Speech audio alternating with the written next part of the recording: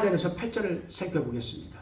내가 입맞은 자의 수를 들으니 이스라엘 자손이 각 지파 중에서 입맞은 자들이 14만 4천이니 유다 지파 중에 입맞은 자가 1만 2천이요 루벤 지파 중에 1만 2천이요 납달리 지파 중에 1만 2천이요 므낫세 지파 중에 1만 2천이요 시므온 지파 중에 1만 2천이요 레위 지파 중에 1만 2천이요 이사갈 지파 중에 1만 2천이요 스불론 지파 중에 1만 2천이요 요셉 지파 중에 1만 2천이요 베냐민 지파 중에 입맞은 자가 1만 2천이라. 아멘. 자, 14만 4천. 요즘 사이비 이단들이 여러분 지금 다시 우후죽순처럼 일어나고 있습니다. 중국에서 시작해가지고 우리나라로 몰래 들어와서 우리나라에 엄청난 물질을 가지고 여러분 곳곳에서 지금 동방번개라는 것을 지금 여러분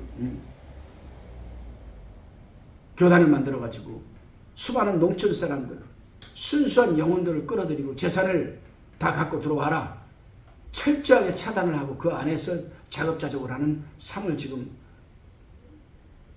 인도하는 그런 동방번개라는 지금 여러분 이 단체가 들어왔죠. 사입입니다.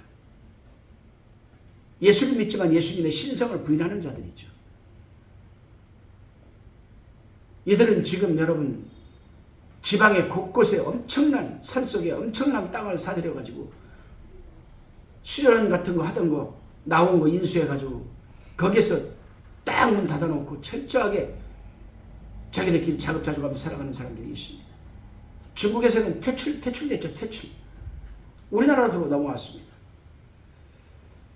그들도 14만 4천 명을 자기들만 14만 4천 명이라고 외치고 있습니다. 동방번개. 굉장히 무서운 여러분 사이비 집단입니다. 자, 오늘 본문 다시 본문에 와서 본문에 보니까 내가 입맞은 자의 수를 들으니라고 했습니다. 이스라엘 각 지파 중에서 입맞은 자들은 14만 4천 명이었습니다. 여기서 우리는 유다 지파와 루벤 지파와 레위 지파와 요셉 지파를 주목해 봐야만 됩니다. 유다 지파가 차자에서 어떻게 장자로 올라가고 루벤 지파가 장자에서 어떻게 차자로 떨어지고 레위 지파는 땅을 받지도 못했는데 어떻게 레위 지파가 여기 들어와 있고 요셉 지파가 이방 나라에서 낳은 자식인데 어떻게 순수한 유대 12지파를 물리치고 자기가 들어와 있고 어떤 지파가 빠졌는가. 굉장히 중요한 부분이거든요. 요한계시록에서는 여러분. 자, 살펴봅시다. 자, 먼저 유다 지파에서 12,000명이 구원을 받았습니다. 근데 이 유다 지파가 루벤 대신 장자 자리에 지금 들어와 있다는 부분입니다. 여러분. 그리고 루벤 지파도 12,000명 구원을 받았는데 장자 자리에서 차자 자리로 밀려나 있습니다. 왜 그랬을까? 그 다음에 갓 지파 12,000명, 아셀 지파 12,000명, 납달리 지파 12,000명, 므낫세 지파 12,000명, 시므온 지파 12,000명인데 레위 지파도 12,000명인데 단지파 대신 들어와 있습니다. 단지파가 빠져 있습니다. 여러분. 구원받은 숫자 14만 4천 명에서 단지파가 빠져버리고 레위 지파가 들어와 있어요. 왜 단지파가 빠져 있습니까? 여러분? 그 다음에 이사갈 지파 12,000명, 스불론 지파 12,000명, 요셉 지파 12,000명인데 야, 그 강력했던 여러분 에브라임 지파가 빠져버리고 에브라임 지파 자리에 10번째로 요셉 지파가 들어와 있어요. 이게 어떤 일입니까 여러분? 순수한 유대인의 혈통을 자랑하고 가데스바나에서 요단강을 건너기 직전 요단 동편에 있는 땅을 자기들에게 달라고 형제들 앞에다가 싸우겠다고 하고서는 엄청난 여러분 경제적 효과를 누리고 왕정시대에도 왕궁에다가 온갖 먹거리를 다 뒤치다거리 했더니 에브라임 지파가 빠져버리고 여러분 요셉 지파가 들어갔다 이 말입니다. 무슨 일입니까 여러분? 그 다음에 베냐민 지파가 12,000명 구원받았습니다. 자, 구약에서는 지파를 말할 때 야곱의 장자인 루벤 지파가 맨 먼저 나왔는데 여기에는 유다 지파가 먼저 나온 걸 방금 들었습니다. 이것도 그리스도께서 유다 지파의 사자로 나와 있기 때문에 메시아이신 그리스도의 우선권을 강조한 동시에 제일로 오신 메시아에 대한 기대를 표현하기 위해서 여러분 유다 지파가 먼저 올라온 겁니다. 제사장 지파인 레위 지파가 8번째 자리에 나온 것도 특이합니다. 민수기 1장의 지파 나열을 보게 되면 루벤 지파, 시므온, 갓, 유다, 이사갈, 스불론, 에브라임, 므낫세, 베냐민, 단, 아셀, 납달리 지파도 있고 레위 지파는 빠져 있습니다. 레위는 그 조상 지파의 계수에 들지 않았죠. 민수기 1장 14절에 나와 있습니다. 그들은 특별히 제사 직분을 위해서 구별된 자들이었기 때문에 빠져 있던 겁니다. 그런데 지금 여기 들어와 있어요. 또 구약에서는 요셉의 아들 에브라임과 므낫세가 각각 한 지파씩 나오는데 여기서는 에브라임 지파가 빠지고 요셉과 므낫세 지파가 각각 따로 나와 있습니다. 요셉이 에브라임 지파를 대신하고 있는 겁니다. 그리고 단 지파는 이 목록에서 또 빠져 있습니다. 왜 그랬을까요? 여러분, 우리가 사사기 18장 30절을 보면은 왜 하나님이 단 지파를 빼뜨렸는지 알 수가 있죠. 단은 우상 숭배와 관련이 있습니다. 단 지파가 최초로 이스라엘의 12지파의 우상을 끌고 들어온 게 단지파거든요. 단지파가 북쪽으로 이주하여서 라이스라는 곳에 정착했을 때 그들은 그 라이스를 갖다가 무력으로 제압을 하고 그들을 다 죽여버리고 그 라이스의 지뢰들이 정착지를 만들어 놓고 거기다가 새긴 우상을 만들어서 세우고 예배를 드렸습니다. 후에 이 단은 금송아지를 만들어서 세운 왕국 2개의 산당 중 하나가 되고 말았습니다. 그래서 하나님은 단지파를 제어버리고 레위 지파가 들어간 겁니다. 정식으로 내 제사장들을 올려보낸 거죠. 우상 숭배는 하나님이 이렇게 철저히 마지막 날까지도 여러분 구별을 시키고 배제를 시키고 지옥으로 보내는 그런 무서운 게 우상 숭배입니다. 여러분. 에브라임 지파도 우상들과 함께 했을 때 하나님은 그들을 내버려두라고 했습니다. 호세아서 4장 17절 보면 나옵니다. 그래서 에브라임 지파가 빠지고 요셉 지파가 들어간 것이죠. 결국에 에브라임 지파도 보면은 내가 너희들 12민족 가운데서 가장 강력하게 경제적인 내가 부를 누리게 하고 너희들을 세워서 나라를 강력하게 이끌게 했음에도 불구하고 너희들은 나 여호와를 뒤로 하고 우상을 섬겼어? 호세아한테 그랬습니다. 내버려둬라. 언제까지? 바로 이 요한계시록 마지막 때까지 내버려둬라. 하고 싶은 대로 하게 내버려둬라. 딱 요한계시록 때가 되니까 에브라임 지파를 하나님께서는 빠뜨려버리고 요셉 지파를 들어가게 한 겁니다. 비록 요셉 지파는 이 요셉이 외부 이방 나라에 가서 거기서 이방 여자와 결혼을 하고 자식을 낳았지만은 요셉과 므낫세를 낳지만은 죽는 그 순간까지도 내 뼈를 여기다 묻지 말고 가나안에 묻어다오. 하나님의 약속을 지키는 자들입니다. 그리고 므낫세도 그렇게 살아왔습니다. 하나님이 그 보상을 해주시는 거죠. 이제 단을 한번 봅시다. 단은 나엘이 대리모를 통해서 낳은 아들이잖아요. 창세기 49장 17절에 보면 단은 뭐라고 했습니까? 단을 보고 야곱이요 자기 12아들을 불러 모아놓고 예언을 하는데 이거는 예언이 아니라 저주입니다. 저주. 단 아들을 불러놓고 뭐라고 했냐면 단은 길이 뱀이요 첩경이 독사로다 이렇게 예언을 했습니다. 이 말을 보게 되면 단은 뱀이 길가에 있는 뱀이고 첩경의 독사다. 단지파에서 적그리스도가 암시되어 있는 겁니다. 여러분. 그래서 로마의 주교이자 순교자인 히폴리투스는 그리스도께서 유다지파에서 나셨듯이 적그리스도는 단지파에서 나올 것이라고 하였고 또 우리 중세시대 때의 교부인 이레니우스도 적그리스도가 단지파에서 나올 것으로 말을 했습니다. 여러분. 다시금 이스라엘 자손이 각 지파 중에서 입맞은 자들이 14만 4천이라고 합니다. 여기서 14만 4천 명을 놓고 여러 학자들은 5가지로 주장을 하지만 우리는 성경에 입각하여서 다음과 같은 견해를 지지합니다. 즉 14만 4천 명을 우리는 영적인 이스라엘로 보는 겁니다. 14만 4천 명은 구약의 12지파와 신약의 12사도로 상징된 하나님의 구원받은 백성 전체를 가리키는 말입니다. 디모데후서 2장 19절을 참고하시고요. 이 10이라는 수는 삼위일체 3수와 세상수인 4를 곱한 수이죠. 그럼 우리 개혁주의에서는 왜 그렇게 받아들이는가에 대해서 이제 성경 안에서 구체적으로 살펴보겠습니다. 4장에서 8절을 보면은 요한이 입맞은 자의 수를 들으니 이스라엘 각 지파에서 1만 2천 명씩 총 14만 4천 명이라고 말을 했습니다. 자, 그렇다면 이스라엘 12지파의 목록을 보면 유다 지파로부터 시작하여서 루벤, 갓, 아셀, 납달리, 므낫세, 시므온, 레위, 이사갈, 스불론, 요셉 지파를 거쳐 베냐민 지파로 매듭이 지어집니다. 여기서 언뜻 보면 본문의 14만 4천 명은 이스라엘 민족으로만 보입니다.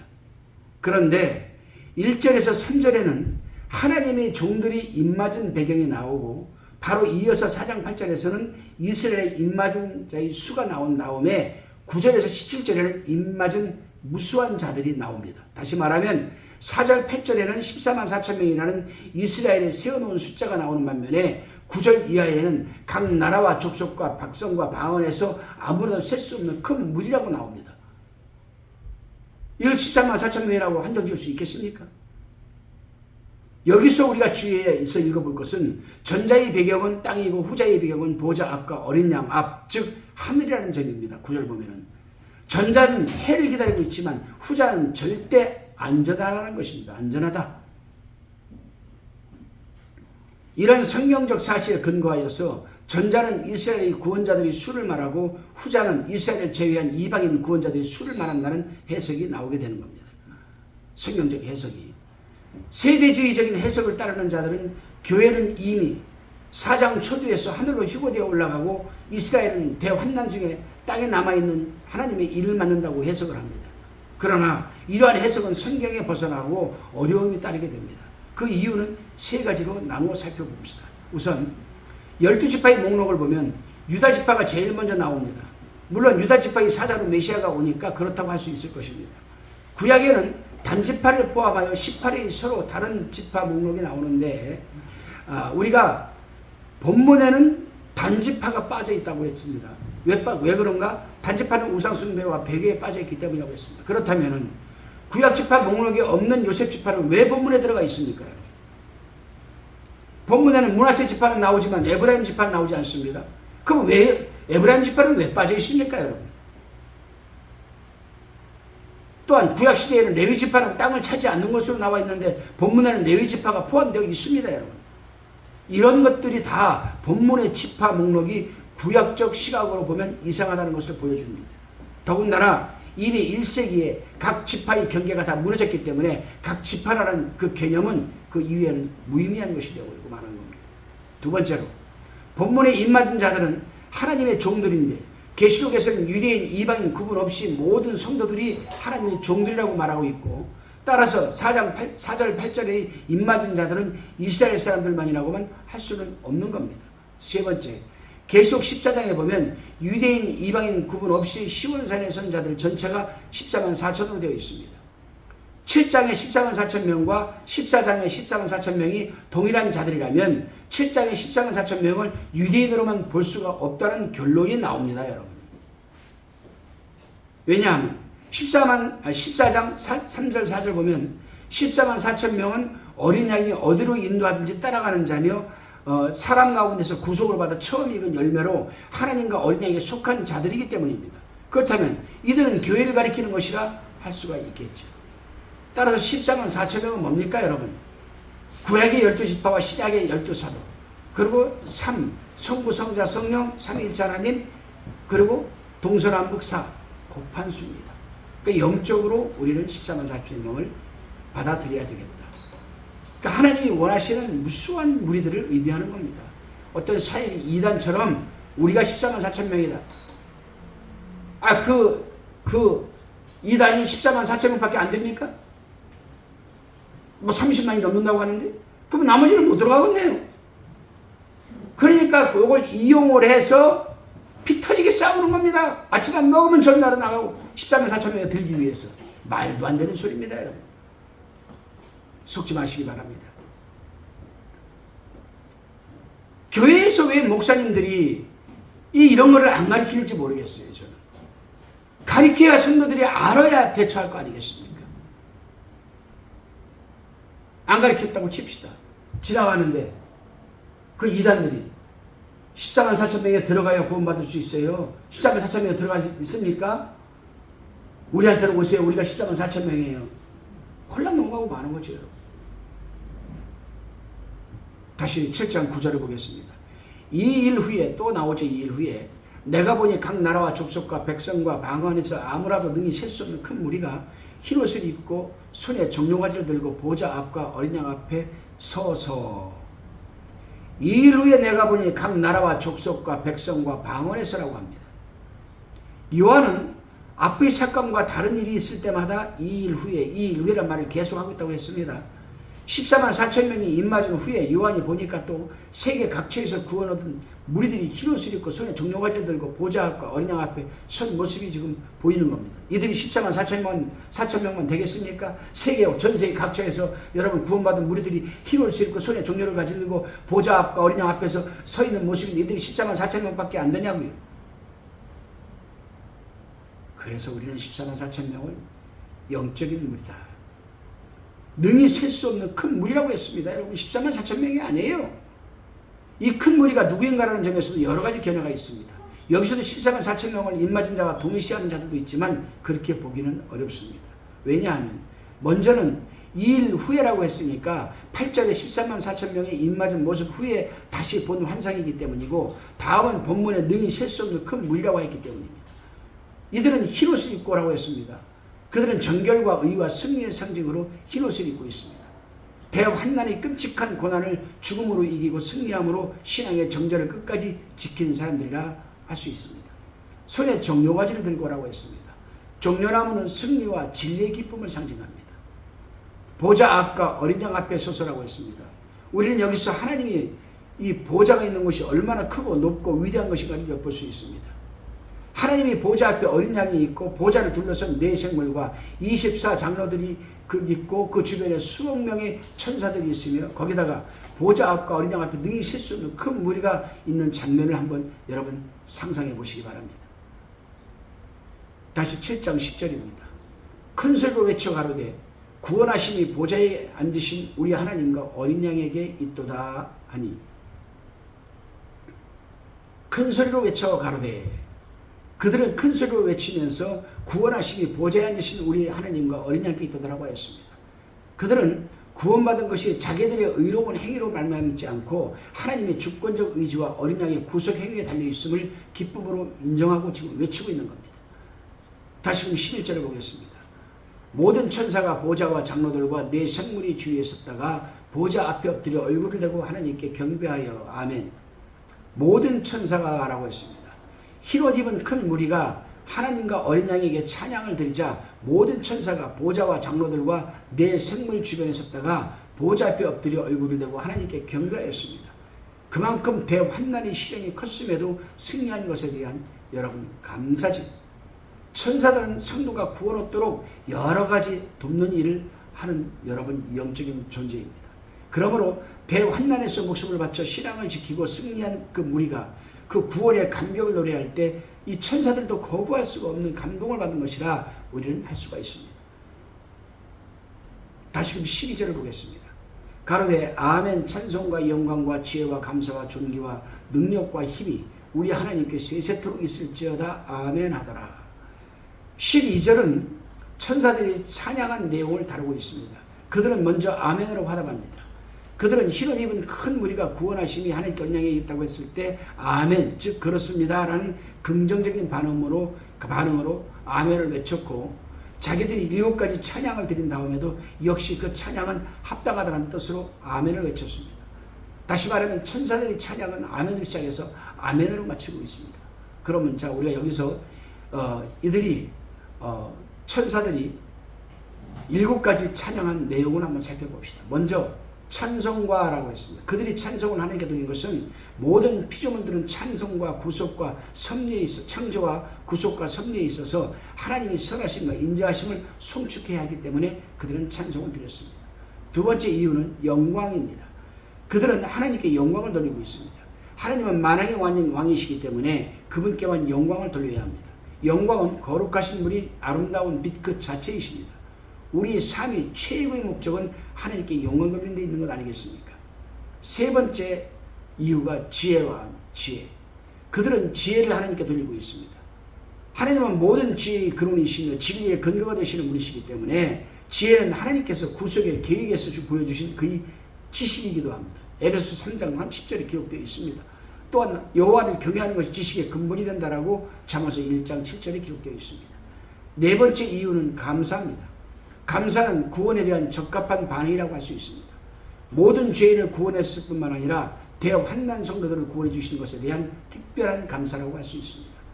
다섯 번째 이유는 찬송을 하는 이유는 존귀입니다. 그들은 하나님께 존귀를 돌리고 있죠. 하나님은 죄 없이 거룩하고 순결하시고 고귀한 분이십니다. 그분에게 높은 존귀를 드리는 일은 여러분 당연한 것 아니겠습니까? 여섯 번째 이유가 능력입니다. 그들은 능력을 하나님께 돌리고 있습니다. 하나님은 전능하셔서 모든 것을 다 행하실 수 있는 분이시지만 여기서는 대환난 때 성도들을 구원하신 능력이 강하게 암시되어 있습니다. 하나님은 권능은 무한하심으로 자기 백성을 구원하시기에 넉넉합니다. 일곱 번째 이유가 여러분 힘입니다. 힘. 그들은 힘을 하나님께 돌리고 있습니다. 하나님은 무한한 힘을 수여하고 계시므로 모든 악의 세력과 사단의 권세는 물론 적그리스도의 세력도 다 물리치십니다. 헬라어 원문에 해라는 게 있습니다. 해. 안해자입니다. 안해. 바깥해자가 아니라. 헬라어 원문에 해라는 정관사가 찬양 하나하나에 전부 붙어 있는 것은 이 찬양을 개별적으로 강조한 것이라 할 수가 있습니다. 그렇죠. 정관사. 어가 다 붙어 있습니다. 힘이 그러면 파워. 이렇게 하나하나. 드라미스, 드라미스 앞에 정관사가 들어가 붙어 있죠. 그렇게 이렇게 하나하나 thank 정관사가 붙어 있죠. 이걸 모르면 정관사가 하나하나 헬라어로는 해라고 합니다. 어를 갖다가 이건 뭐라고 하는 겁니까, 여러분? 이 찬양을 개별적으로 강조한 겁니다. 개별적으로. 다시금 13절 보겠습니다. 장로 중에 하나가 응답하여 내게 이르되 이 흰옷 입은 자들이 누구며 또 어디서 왔느냐? 자, 장로 중에 하나가 응답하여서 내게 이르되 이 흰옷 입은 자들이 누구며 또 어디서 왔느냐? 물어봅니다. 장로 중 하나가 요한의 질문을 예견하고 수사적으로 물었던 것이죠. 수사법을 사용을 해서 이 흰옷 입은 자들이 누구며 또 어디서 왔느냐? 요한이 묻고 싶은 말을 장로가 먼저 물은 겁니다. 이건 뭡니까? 요한이 지금 뭘 물어보고 싶은 마음이 있었는데 그거를 천사가 알아채고 먼저 요한이 물어보려는 것을 천사가 먼저 물어본 겁니다. 이 흰옷 입은 자들이 누구며 또 어디서 왔느냐? 수사법이죠. 수사법.